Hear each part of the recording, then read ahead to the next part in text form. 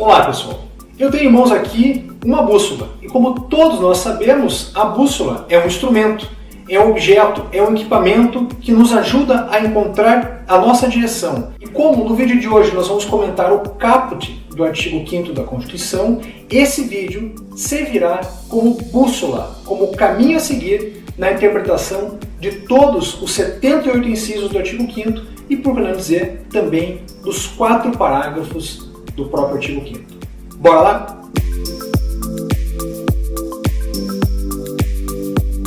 Bom, e como que nós vamos organizar a nossa jornada a respeito do artigo 5º caput da Constituição? Nós vamos analisar 3 tópicos. Primeiro, a estrutura do artigo 5º. Segundo, a lógica relacionada, a lógica intrínseca, a lógica de funcionamento do artigo 5º. E em terceiro momento, nós vamos analisar algumas perspectivas do Supremo Tribunal Federal, de jurisprudência firme, a respeito do artigo 5º. Em termos estruturais, o artigo 5º da Constituição, além do caput, por óbvio, ele conta com 78 incisos, 77 que são originários, lá da promulgação da Constituição em 5 de outubro de 88, e um 78º, o inciso 78, que é decorrente de reforma constitucional. Anote isso, o artigo 5º já foi emendado através da promulgação da Emenda Constitucional 45 no ano de 2004. Então, aqui eu já puxo um gancho importante para você que faz concurso público, para você que estuda por exame de ordem, especialmente provas objetivas. É possível alterar o artigo 5º? Não só existe essa possibilidade, como o artigo 5º efetivamente foi alterado, mas com requinte. O artigo 5º só pode ser alterado, só se admitir uma emenda a respeito de direitos e garantias fundamentais, cláusulas pétreas, como nós sabemos, porque a emenda 45 trouxe um novo direito fundamental. Não houve restrição alguma a direitos fundamentais existentes, o que seria completamente inconstitucional por ferir cláusula pétrea. Mas o inciso 78 trouxe, ele constitui, na verdade, um novo direito fundamental, o direito à razoável duração do processo, ou, em outras palavras, à efetividade da jurisdição. Além disso, o artigo 5º, na parte dos parágrafos, ele conta com 4 parágrafos, 2 que são originários e outros 2 que também foram decorrentes de inclusão proporcionada pela emenda 45. O terceiro parágrafo, que foi um dos acrescentados, ele traz a hierarquia de tratados internacionais de direitos humanos que forem aprovados no Congresso Nacional por 3/5 de votos em dupla votação. Esse dispositivo, em poucas palavras, nos traz a hierarquia de emenda constitucional dos tratados internacionais de direitos humanos. E o parágrafo 4º, também acrescentado pela emenda 45, ele dispõe sobre a submissão à jurisdição do Tribunal Penal Internacional criado pelo Estatuto de Roma. Esse é um assunto importantíssimo, da ordem do dia, e se você quiser mais informações, especialmente verticalizadas sobre o funcionamento do Tribunal Penal Internacional, eu te indico um dos vídeos que está aqui no nosso canal. Vamos falar agora sobre a lógica de funcionamento do artigo 5º da Constituição. E para início de conversa a respeito disso, é importante que nós nos lembremos que o artigo 5º da Constituição carrega em si a essência dos chamados direitos de primeira geração. Aqueles direitos que historicamente sempre estiveram vinculados com a busca de limites ao poder do Estado. E se você quiser fazer uma vinculação com as primeiras aulas de Direito Constitucional na graduação, certamente você vai se lembrar do momento em que o seu professor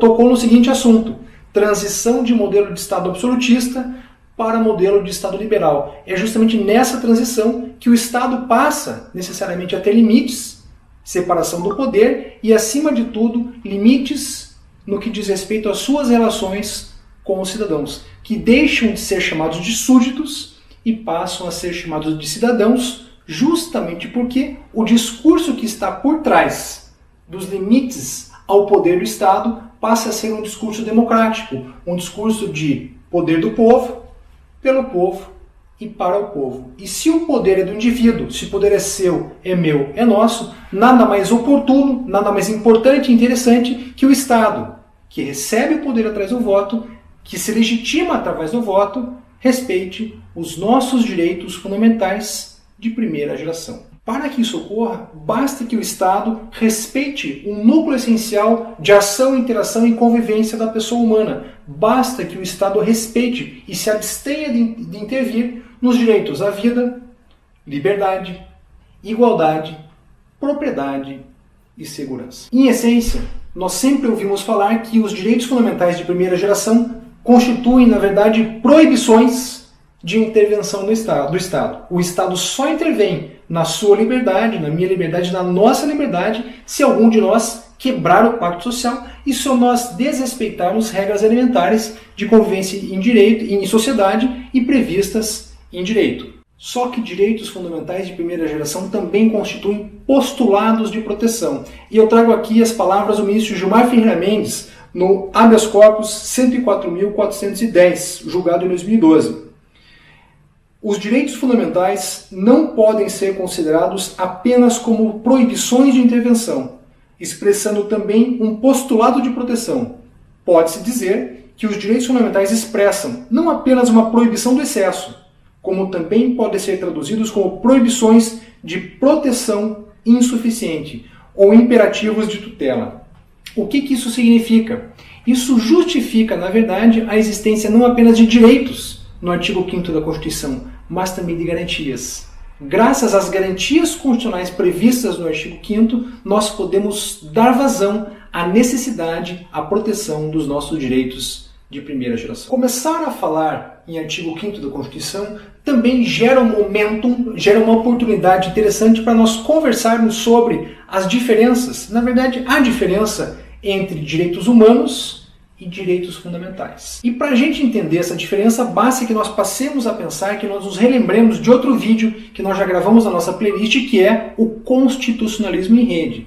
Na verdade, os direitos fundamentais previstos na nossa Constituição não são invenções nossas, são direitos concebidos historicamente, que se evoluíram através dos séculos, estão também previstos em várias constituições de muitos países pelo mundo e também e especialmente de vários tratados internacionais de direitos humanos. A ideia de constitucionalismo em rede, quando a gente fala de direitos humanos, é parar para pensar que os direitos fundamentais que nós temos no nosso texto constitucional não são invenções nossas. São heranças que nós recebemos da difusão e da evolução dos direitos humanos em escala planetária. E para você que faz prova escrita, para você que estuda para o exame de ordem ou para concursos públicos, qual é a diferença entre direitos humanos e direitos fundamentais? O fenômeno da positivação interna. Direitos fundamentais estão positivados, no nosso caso, na Constituição e em vários outros instrumentos normativos. Mas basicamente a diferença é a positivação interna. E agora eu te faço a seguinte pergunta: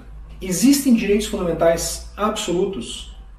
É extremamente difícil. A tarefa de você justificar a existência de direitos fundamentais absolutos é extremamente complexa. Isso porque nós vivemos em coletividade, nós coexistimos em espaços finitos. Nós temos necessidades cada vez mais abrangentes, clamamos cada vez mais pelos nossos direitos, mas nem sempre nós estamos dispostos a respeitar os direitos das pessoas que estão ao nosso redor ou das pessoas com quem nós dividimos o planeta Terra. A ideia de direito absoluto é incompatível com o bom exercício do direito por parte de todos. É justamente por isso que o Supremo Tribunal Federal decidiu, no mandado de segurança 23.452 da relatoria do ministro Celso de Mello, é o seguinte: os direitos e garantias individuais não têm caráter absoluto. Não há, no sistema constitucional brasileiro, direitos ou garantias que se revistam de caráter absoluto. Existe, na verdade, um ponto de vista que eu quero compartilhar com você que diz o seguinte: existe uma garantia fundamental absoluta.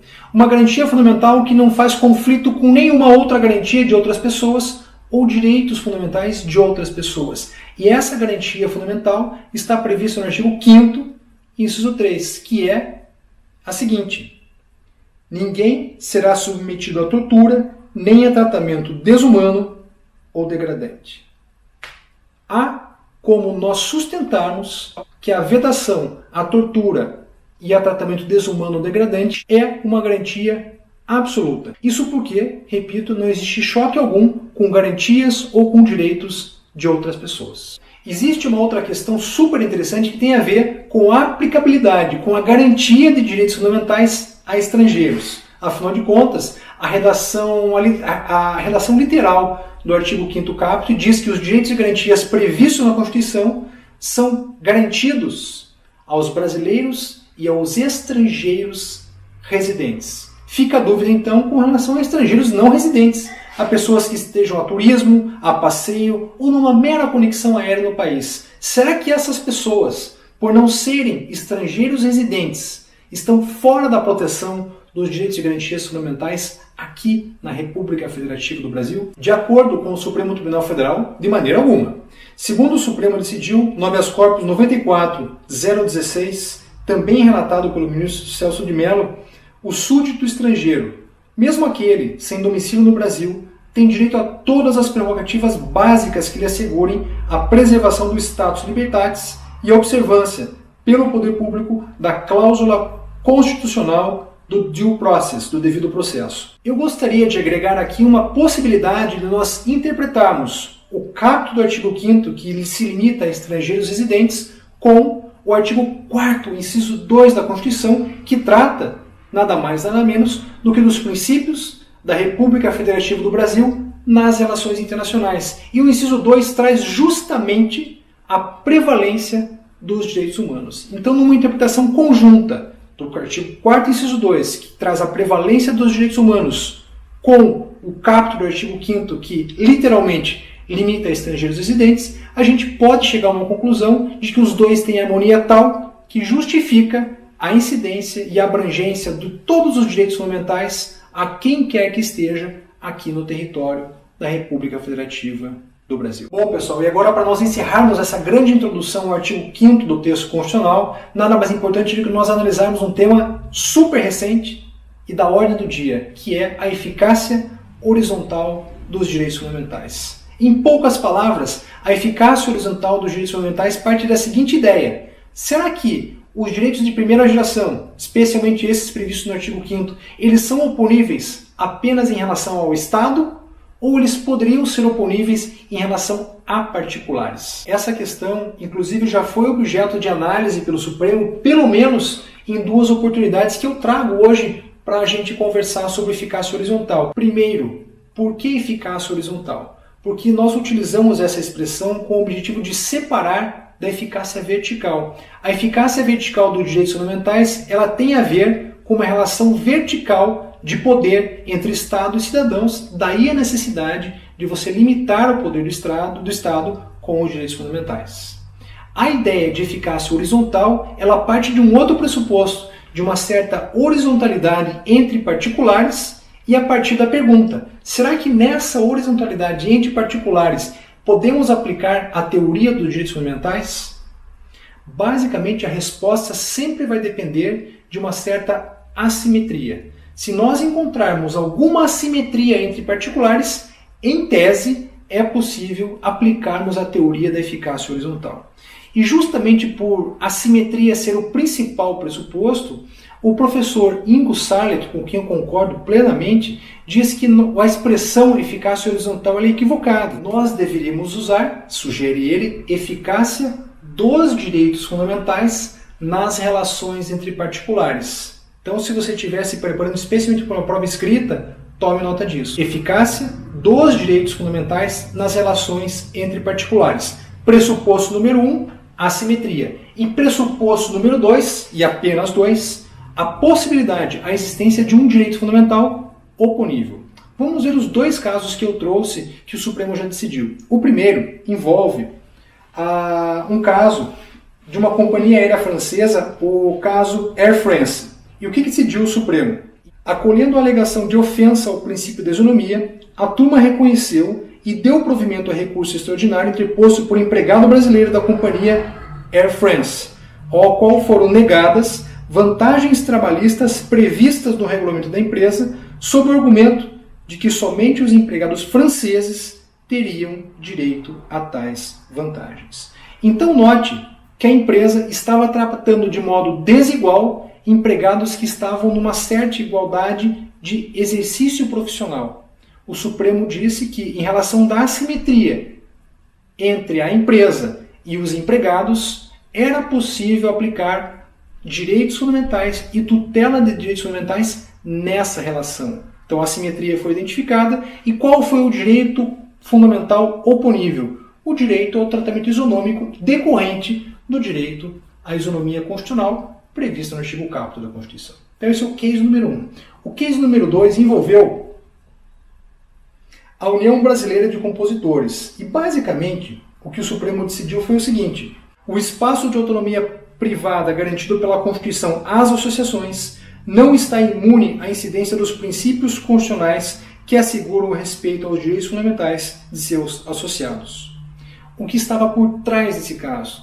Uma exclusão do membro da União Brasileira de Compositores em desrespeito ao princípio do devido processo legal. Foi com essa razão, identificada a assimetria fática entre associação e associado, identificado um direito fundamental oponível devido ao processo legal, o Supremo entendeu pertinente a aplicabilidade da teoria dos direitos fundamentais nessa relação entre particulares. Bom, pessoal, e assim a gente encerra esse vídeo. Eu espero que ele tenha sido proveitoso e especialmente produtivo para você. Nos vemos em breve. Até a próxima!